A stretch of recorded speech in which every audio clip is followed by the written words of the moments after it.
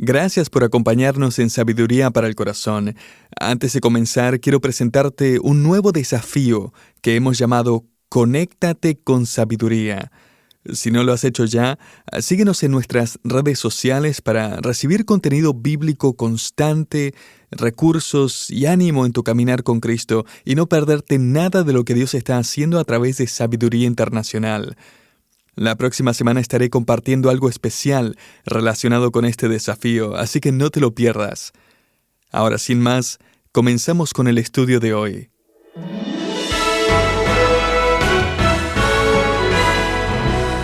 Hay historias de amor que se cuentan una y otra vez, pero pocas cambian el rumbo de la historia. En medio de uno de los periodos más oscuros del pueblo de Israel, Dios escribió una historia real que parecía un cuento, pero que terminó formando parte del plan eterno de redención. El libro de Ruth demuestra la gracia de Dios, ilustra el amor de Cristo por su iglesia, defiende el linaje real de Jesucristo. Es prueba de que una persona puede vivir una vida piadosa en una cultura malvada. Y aunque en esta historia de amor no vemos ninguna manzana envenenada o alguna bruja malvada o algún zapatito de cristal, podemos ver claramente la mano de Dios obrando detrás de escenas. Bienvenido a Sabiduría para el Corazón, la exposición bíblica del pastor Stephen Davey en la voz y adaptación de Daniel Cuquín. Hoy comenzamos a descubrir por qué el libro de Ruth no es simplemente un relato romántico, sino una pieza clave en la obra redentora de Dios. Una historia que también nos incluye. Acompáñenos en esta primera lección titulada La inolvidable historia de amor redentor.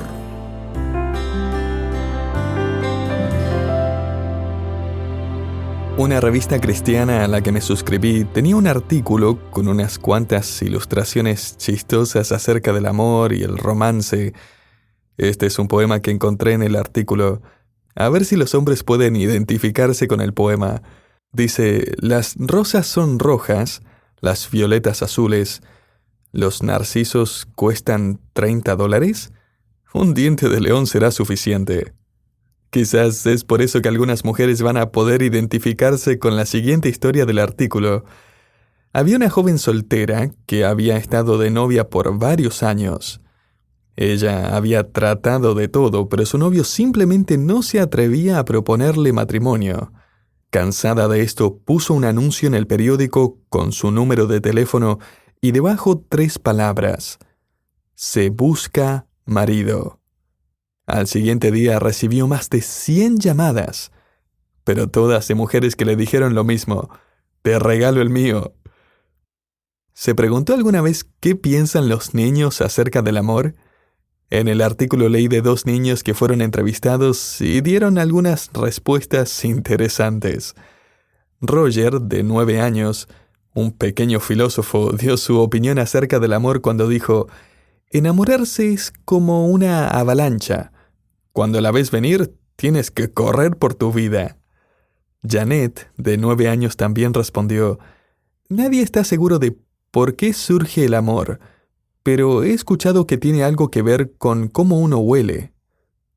Nunca voy a olvidar una conversación con mi hija menor cuando tenía unos 11 o 12 años. Estábamos andando en mi camioneta un día y le pregunté si alguna vez le habían dado un beso. Ella seriamente me respondió: no, papá. Eso está muy bien, excelente, le dije. Después de unos segundos, ella agregó: pero una vez, después de la escuela dominical, hace unas semanas, un niño trató de darme un beso. ¿Qué?, le dije. Me contuve de preguntarle el nombre del niño, pero en mi mente estaba pensando: tengo que saber quién es ese niño. Voy a ponerlo en la disciplina de la iglesia o algo peor. Sin embargo, le pregunté: bueno, ¿y qué hiciste? Le di un puñetazo en el estómago. ¿En medio de la sala?, le respondí. Sí, papá. ¿Le pegaste en el estómago? Sí, papá. Excelente, hija, así se hace. Bueno, si usted tiene hijas en la casa, como yo, probablemente ha gastado varias horas leyéndoles cuentos de hadas. Uno de mis mejores recuerdos es el estar con mis hijas apretados en el sofá, leyéndoles un clásico cuento de hadas. Cómo les gustaba escuchar las historias de la Cenicienta, Blancanieves, la Bella Durmiente. Y aunque escuchaban las mismas historias una y otra y otra y otra vez, siempre se emocionaban cuando el príncipe finalmente aparecía a rescatar a la princesa. Ahora, aunque todos disfrutamos hasta cierto punto los cuentos de hadas, sabemos que estos no se convierten en realidad. Sin embargo, hay una historia que tiene todos los elementos de un clásico cuento de hadas. Tiene a la madrastra enojada y deprimida, una damisela hermosa pero muy pobre y un príncipe adinerado que aparece para salvar el día. Y esta historia realmente ocurrió, y la encontramos registrada en la Biblia. El pastor J. Vernon McGee escribió: esta historia es como una novela, solo que no es de ficción. Esta historia es real. Y aunque en esta historia de amor no vemos ninguna manzana envenenada o alguna bruja malvada o algún zapatito de cristal, podemos ver claramente la mano de Dios obrando detrás de escenas, arreglando todos los detalles para que la damisela en apuros sea rescatada en el momento preciso y de la manera precisa por el hombre correcto. Este pequeño libro que cuenta esta historia tiene solo 4 capítulos de largo, lo que significa que usted puede leerlo fácilmente en menos de media hora. Hay algunos que creen que este libro fue escrito por un autor anónimo, mientras que otros encuentran buenas razones para creer que fue escrito por el profeta Samuel. No hay completa seguridad acerca de esto, pero la tradición judía considera que Samuel fue el autor de esta pequeña historia de amor. Hay 6 escenas llenas de acción y cargadas de emoción en esta dramática historia de amor verdadero. De hecho, las primeras palabras del versículo 1 que dicen «aconteció en los días» suenan bastante parecido al comienzo de un cuento de hadas. Había una vez, ¿cierto? Y antes de que empecemos a leer esta historia, permítame darle varias razones de por qué Dios preservó esta breve historia de amor en nuestras Biblias. Estoy seguro de que cada una de estas va a profundizar nuestra apreciación por las verdades que encontramos en el libro de Ruth. Una de las primeras razones por la que Dios nos dio el libro de Ruth es para demostrar el evangelio de la gracia.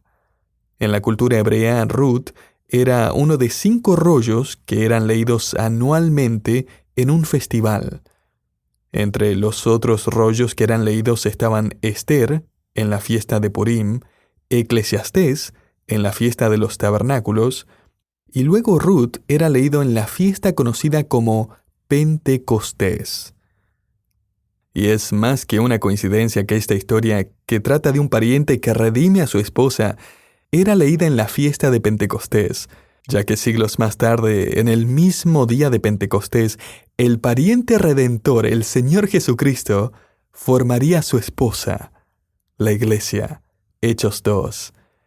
En esta historia hay una joven gentil descendiente de Moab, condenada por la ley, quien tenía prohibido adorar en el templo, tal como la ley lo declaraba: no entrará amonita ni moabita en la congregación de Jehová. Deuteronomio 23:3. Sin embargo, esta joven le pide a Booz que la redima, lo cual es un paralelo fascinante a nuestra salvación.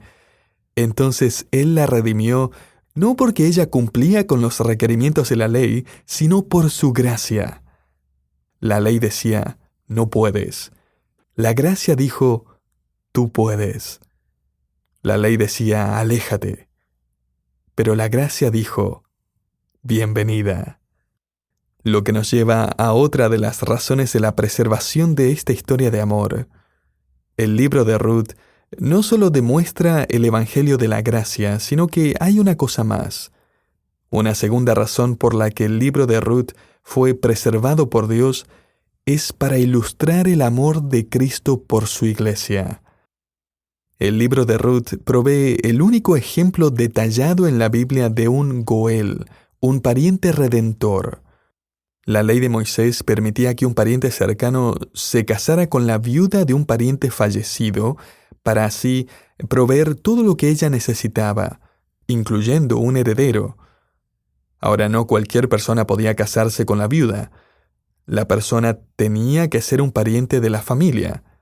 El pariente más cercano tenía el derecho de escoger primero si casarse o no con la viuda, como vamos a ver más adelante, y Booz era pariente del esposo de Noemí, y podía redimir legalmente a Ruth si él escogía hacerlo. Como resultado, él se convierte en una ilustración de Jesucristo y su amor por su novia. En esto descubrimos una de las razones de la encarnación de Dios el Hijo, porque Él se convirtió en un ser humano, en un pariente de la raza humana, para así ser capaz de redimir a su novia. Esto es lo que el apóstol Pablo quiso decir cuando escribió a los Gálatas. Pero cuando vino el cumplimiento del tiempo, Dios envió a su Hijo nacido de mujer y nacido bajo la ley, para que redimiese a los que estaban bajo la ley. Gálatas 4, del 4 al 5. Además, Booz no era responsable por la ruina en la vida de Ruth. Y de la misma manera Jesucristo no era responsable por la ruina espiritual de la raza humana. Sin embargo, Él decidió hacerse responsable, ya que Él mismo llevó nuestros pecados en su cuerpo sobre el madero, para que nosotros, estando muertos a los pecados, vivamos a la justicia. 1 Pedro 2:24.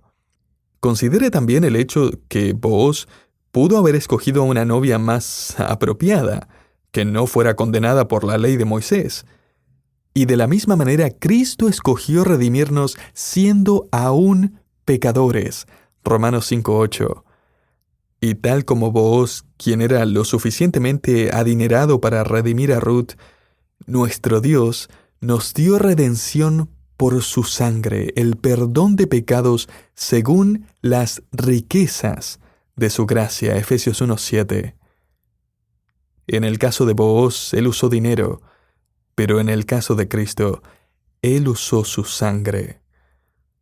Sin embargo, tenga en mente que esta transacción no fue ni fría o sin emoción. Si ha leído esta historia de amor anteriormente, recordará cómo es que la tensión aumenta hasta que se encuentra diciéndole en su mente al otro pariente de Ruth: «No compres la tierra de Abimelech, no redimas a Ruth, Booz la ama». Y podemos sentir que Booz está a punto de saltar en un pie cuando ese hombre le dice: «¿Sabes qué? Tú puedes quedarte con la tierra y redimir a Ruth». Es totalmente emocionante. Y usted sabe que en este punto Booz apenas puede contener su gozo. Ese es el gozo de un hombre que acaba de proponerle matrimonio a su novia y ella le ha dicho que sí. Mire, Jesucristo no está diciendo: «Ok, voy a redimir a María y a Juan. Sí, creo que voy a redimir a Mateo y Paula y a Pedro también. Sí, creo que con eso está». No, la redención de un pecador es la causa de una gran celebración y gozo en los cielos, como dice Lucas 15:10. ¿Desde cuándo la doctrina de la elección y el avivamiento de pecadores redimidos y el llamado de pecadores para unirse a la novia de Cristo se ha convertido en una simple transacción fría y sin emoción con nuestro Salvador? Lo más probable es que esta forma de pensar viene de nuestro pasado teológico, con escritores como Jonathan Edwards en su libro La historia de redención y Stuart Robinson en Discursos de redención, donde omitieron cualquier referencia al libro de Ruth, aunque sus libros estaban trazando la historia de redención a través de todo el Antiguo Testamento. Conceptualmente estaban en lo correcto, pero pasaron por alto la pasión de Dios en esta doctrina. J. Vernon McGee escribió que esta literatura contribuyó a entender la redención como una fría transacción de negocios. Pero la verdad es que no, la redención es la historia de amor de un pariente que no estimó el costo, el beneficio, la pérdida, sino que pagó gozoso un precio exorbitante para redimir a su amada. Maggie continúa escribiendo este comentario. El libro de Ruth declara que la redención no es una transacción de negocios, sino una historia de amor. Querido oyente, el libro de Ruth no solo demuestra la obra de gracia y el amor de Cristo, sino que también una tercera razón por la que el libro de Ruth fue preservado es para defender el linaje de Jesucristo. El libro de Ruth provee el linaje entre David y Judá, el linaje del rey venidero. De hecho, esta genealogía que encontramos al final del libro de Ruth provee el vínculo entre David y Jesucristo. Mateo y Lucas usaron la genealogía de Ruth en sus evangelios. Tan crítico es el vínculo que Ruth provee en su registro genealógico que algunos eruditos del Antiguo Testamento creen que esta es la razón principal por la que se escribió el libro de Ruth. Esa es una teoría ampliamente aceptada. El libro de Ruth es el que le da a Mateo y a Lucas la información necesaria para probar que Jesucristo es un descendiente del linaje real de David. Permítame hacer un comentario más en este punto. Vamos a descubrir en este registro genealógico que la madre gentil de Booz, Rahab, no solo se casó con cualquier judío. Ella se casó con un hombre del linaje sacerdotal de Aarón. Y de la misma manera Jesucristo, cuya novia es la Iglesia, es el último sumo sacerdote. El libro de Ruth demuestra la gracia de Dios, ilustra el amor de Cristo por su Iglesia, defiende el linaje real de Jesucristo.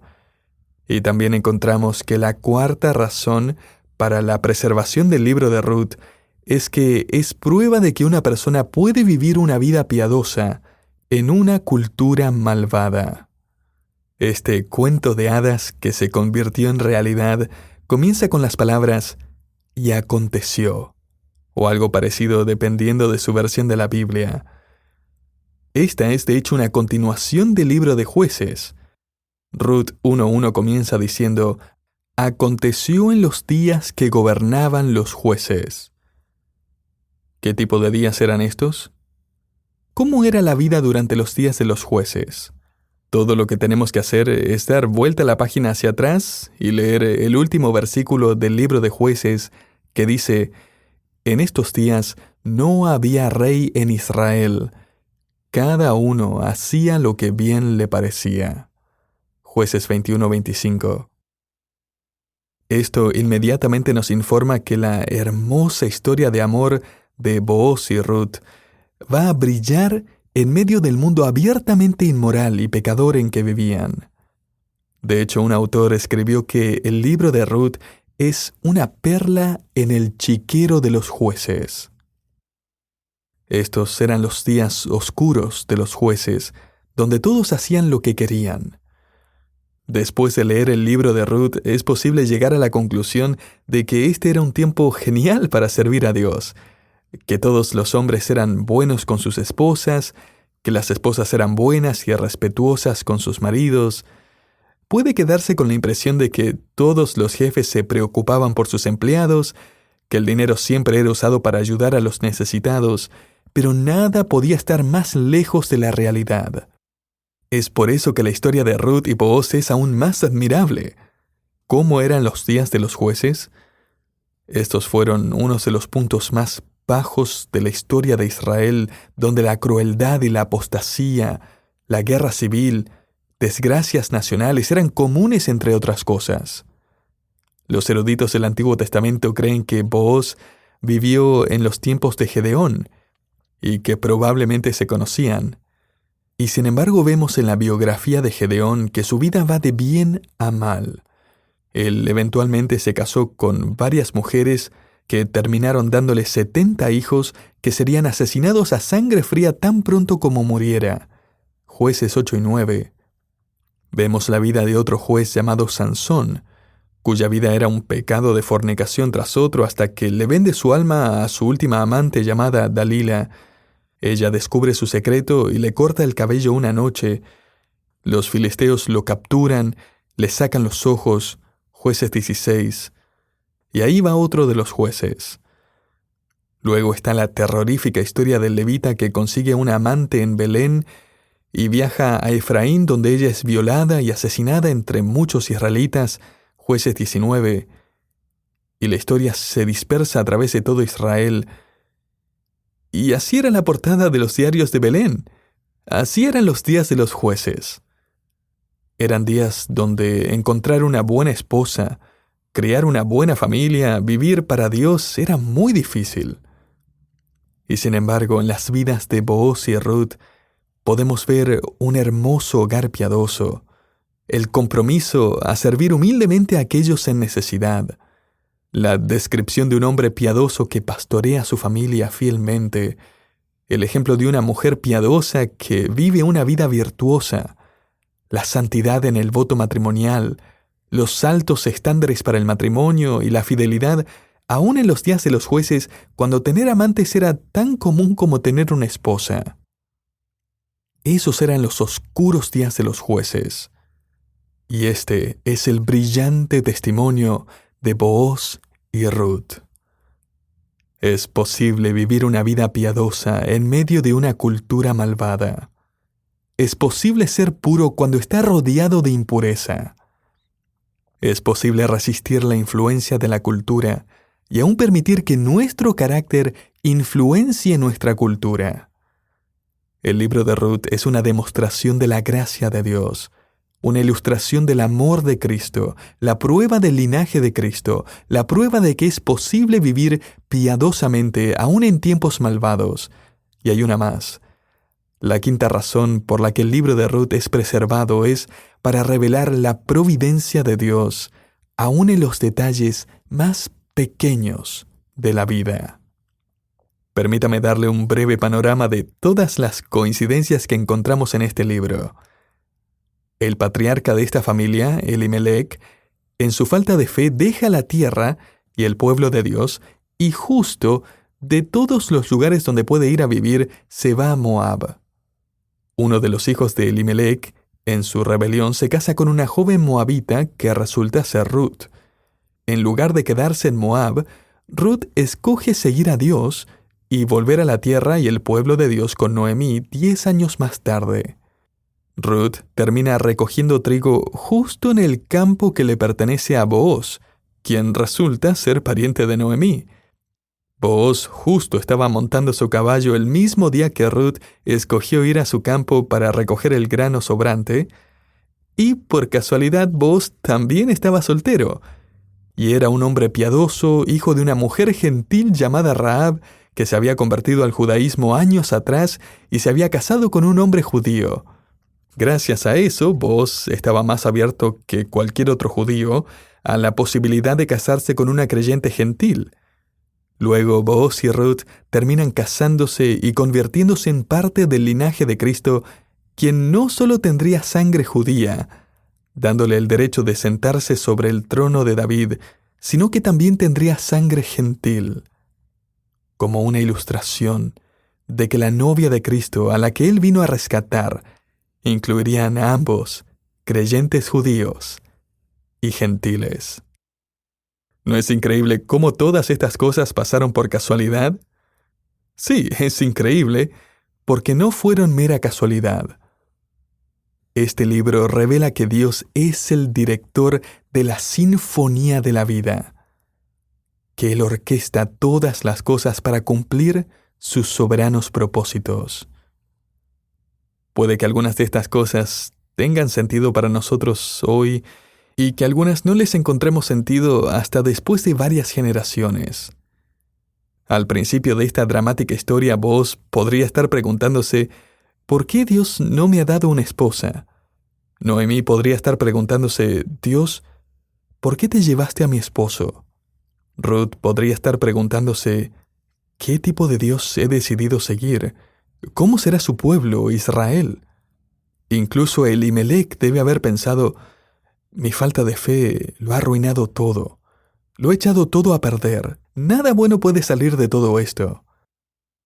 Ellos no tienen la menor idea. Y la verdad es que nosotros tampoco.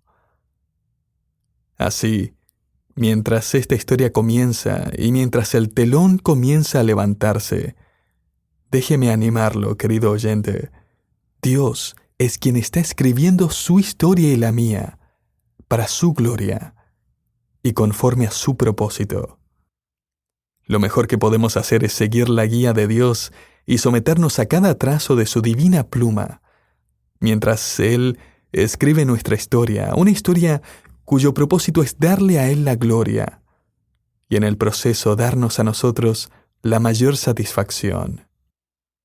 Nuestras vidas son simplemente el pergamino sobre el cual nuestro soberano Dios escribe sus propósitos y sus planes, su historia para nosotros. Él está en control. Nosotros simplemente formamos parte de su historia. Años atrás leí acerca de un estudiante de universidad que al final de una conferencia misionera se paró y sostuvo un papel en blanco enfrente de sus compañeros y dijo: «Este pedazo de papel representa mi vida, que ahora dedico para Cristo. Simboliza que estoy dispuesto a someterme a lo que sea que Él quiere escribir en mi vida. Estoy dispuesto a todo. Lo único que sé es que he firmado mi nombre al pie de la página. Todo lo demás lo desconozco. Pero yo ya me he enlistado. Mi vida es suya». Que podamos nosotros decir también lo mismo. Cuando nuestro Padre Celestial comience escribiendo en nuestra vida, había una vez, ya sabemos que va a terminar diciendo, y vivieron felices para siempre. Y a todo esto, nuestra historia nunca va a decir el fin. Porque en el cielo, nuestro felices para siempre nunca, pero nunca, terminará. Este es el contexto en el que se desarrolla la historia de Ruth y Booz, y el telón se va a levantar en nuestro próximo estudio aquí, en Sabiduría para el Corazón.